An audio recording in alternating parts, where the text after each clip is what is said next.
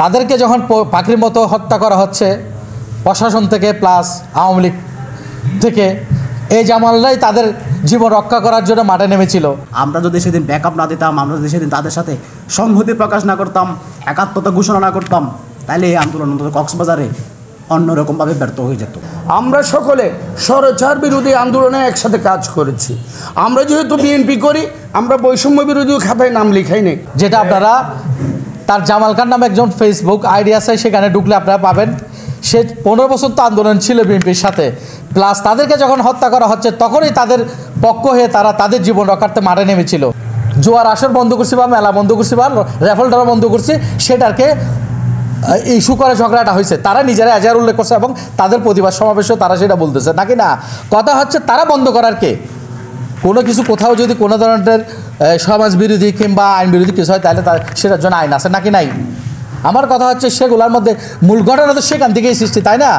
বাণিজ্য মেলা কক্সবাজারে হয়, সেখানে হামলা হয় না, ভাঙচুর হয় নাই, সেখানে কোনো হয় নাই, সেখানে তো রহস্য থেকে যায়, তাই না। আমার একটা কথা হচ্ছে ভাই, যে সমন্বয়কদের জন্য যারা জীবন বাজি রেখে আন্দোলন করছে তাদের বিরুদ্ধে আপনারা ভাই ক্ষমতা আছে বলে মামলা করবেন, এটা তো আওয়ামী লীগকেও হার মানাবেন আপনারা। ছোট্ট একটা বিষয়, এটার মধ্যে কোনো ধরনের ফাটাফাটি হয় নাই, ধাক্কাধাক্কি হয়েছে, মারামারি হয়েছে, অপপক্ষ আহত হয়েছে। ওরা একটা মামলা করেছে, আমরাও একটা এজাহার জমা দিয়েছি। দুঃখের বিষয় হচ্ছে তাদের মামলাটা এন্ট্রি করেছে, আমাদের এজাহারটা এখনও পর্যন্ত মামলা এন্ট্রি করে নাই। এবং স্বয়ং ওসি মহোদয়, অতগুলো আওয়ামী লীগের মামলার আসামিরা ঘরে ঘরে বসে আছে, ওসি মহোদয় তার বাড়িতে কোনো আসামির আওয়ামী লীগের বাড়িতে যায় নাই। এই জামালকেই ধরার জন্য ওই ওসি মহোদয় নিজেই সশরীরে জামালকে ধরার জন্য ঘরে গিয়েছিল মামলা এন্ট্রি হওয়ার আগেই। এটাই আমার দুঃখ রয়ে গেল। আরেকটা বড় দুঃখ হচ্ছে আমাদের মামলাটা এখনও এন্ট্রি হয় নাই থানায়। আমি নিজেই মামলার আসামি দুইটা ওনাদের পক্ষ হয়ে আন্দোলন করতে গিয়ে, একটাতে 85 নম্বর আসামি, একটাতে 145 নম্বর আসামি। আপনারা দেখবেন পার্টি ভাঙচুরের মধ্যে আমি 145 প্লাস 85 নম্বর আসামি আমি নিজে হয়েছি। তাদের জীবন রক্ষা করার জন্য আমরা মাঠে নামলাম, তারাই আমার কর্মীদেরকে মিথ্যা মামলা দিয়ে, সামান্য একটা বিষয় নিয়ে মিথ্যা মামলা দিয়ে এভাবে জেলে দেবে, এবং তারা তো আওয়ামী লীগ ফ্যাসিস্টকেও হার মানাবে। এদের বিগত আমলের যে ফুটেজগুলো রয়েছে আমরা এগুলো জাস্টিফাই দেখতে পাই, এরা আওয়ামী লীগের হয়ে কাজ করতো। মাহবুব রহমান যখন নির্বাচন করেছিল নৌকা মার্কার প্রার্থীর পক্ষে তারা ভোট চাইতে গিয়েছিল বিভিন্ন এলাকায়। এই ভিডিও ফুটেজগুলো আমাদের রয়েছে। আমরা সকলে স্বৈরাচার বিরোধী আন্দোলনে একসাথে কাজ করেছি। আমরা যেহেতু বিএনপি করি, আমরা বৈষম্য বিরোধী খাতায় নাম লিখাই নেই। ওরা বৈষম্য বিরোধী, ওইটার নামকরণ করা হয়েছে বৈষম্য বিরোধী ছাত্র জনতার আন্দোলন। সেহেতু আমরা জনতার কাতার থেকে আন্দোলন করেছি। আমি নিজেও জেলে গিয়েছিলাম, আপনারা জানেন সেটা। 6 তারিখ জেল থেকে বের হয়েছি, জামালও জেল কেটেছে। এরপর যদি আওয়ামী লীগের সন্ত্রাসীরা বৈষম্য বিরোধী ছাত্র আন্দোলনের নাম ভাঙিয়ে বৈষম্য ছাত্র আন্দোলনের খাতায় নাম লিখিয়ে আওয়ামী লীগের দূষর হয়ে আমাদের ছেলেপিলেদেরকে এখনও হয়রানি করতে থাকে, এখনও হেনস্থা করতে থাকে, তাহলে আমরা কিভাবে এদেশকে স্বাধীন দেশে বসবাস করতেছি বলে মনে করতে পারি? সেই প্রশ্ন আপনাদের মাধ্যমে মাননীয় যারা এখানে প্রশাসক রয়েছে এবং বাংলাদেশের বর্তমানে যারা রাষ্ট্র পরিচালনা করছে তাদের কাছে প্রশ্ন রাখছি।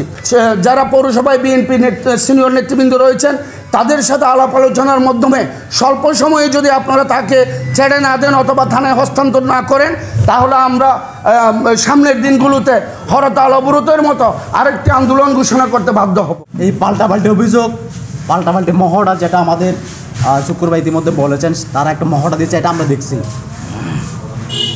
পাল্টাপাল্টি অভিযোগ হচ্ছে রে জামালকে ওই ঘটনার মামলায় আজকে গ্রেপ্তার করেছেন, আমরা জানতে পেরেছি, আমরা খোঁজখবর নিয়েছি। আমরা কক্সবাজার শহর যুবদল আমাদের যে আওয়ামী ফ্যাসিস্ট বিরোধী আন্দোলন, শুধু যে জুলাই অভ্যুত্থান তা না, এর আগে যে সমস্ত গণতন্ত্র পুনরুদ্ধার আন্দোলন, আমাদের যে বাক স্বাধীনতার জন্য যে আন্দোলন, দ্রব্যমূল্যের জন্য যে আন্দোলন, সেই সমস্ত আন্দোলন করতে গিয়ে জামাল কিন্তু একাধিক মামলার আসামি হয়েছেন এবং জামাল কারাবরণও করেছেন। জুলাই অভ্যুত্থানের স্টেক হোল্ডার যদি শুধু কেউ দাবি করে থাকে, শুধু আমরাই করছি।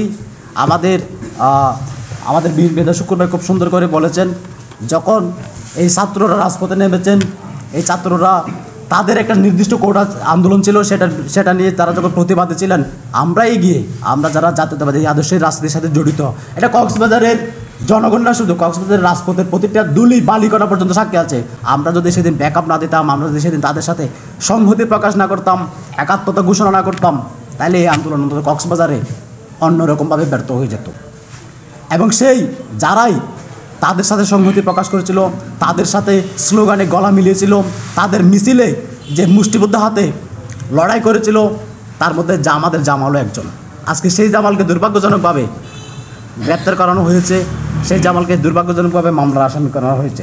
আমরা কক্সবাজার সহ যুবদলের পক্ষ থেকে এই ঘটনার নিন্দা জানাচ্ছি, প্রতিবাদ জানাচ্ছি এবং অনতি বিলম্বে এই মিথ্যা মামলা প্রত্যাহারমূলক আমরা আমাদের জামাল খানের অতি দ্রুত নিঃশর্ত মুক্তি দাবি করছি। মুক্তি চাই, জামাল ভাইয়ের মুক্তি চাই, মুক্তি চাই, জেল জুলুম ভুলিয়া